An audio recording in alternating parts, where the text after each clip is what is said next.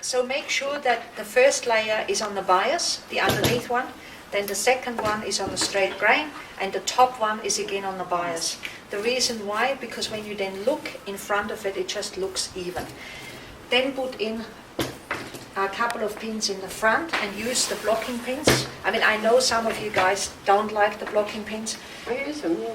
but those pins don't ruin the head blocks as tack does. But some people just can't do it with, or believe, or whatever. We all do things differently. So front, back, south, side, side, a couple of pins, and then fill in the quarters, and make sure that your body is, you really work with your body, so you don't just hurt yourself.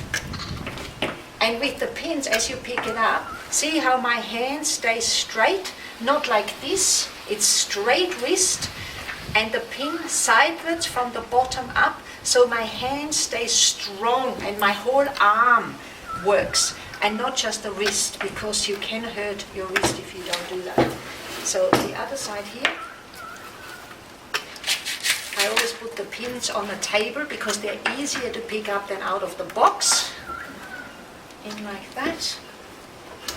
Sideways and from the bottom up. That's the trick. And the Sinamay was sideways is in sideways. Yes, sideways, see? Because if you put the pins, make a difference. if you put the pins in straight, look at what I have to do with my arm. That's what happens. That's what I do. And then you weaken yourself and you hurt yourself. Well, so sideways. And the body, my stomach is my third hand. I push against. So wear an apron, because if you don't wear an apron, you're protecting your clothes. And then it's much harder to put the pins in. So I'm really pushing against it. And so you move very quickly around.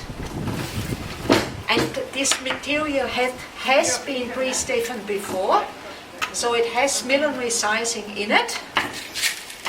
And when this now dries, because we sprayed it wet before we started, and when it dries, we give it a very gentle brush with the commercial stiffener again over it. Here we go. And there you have it.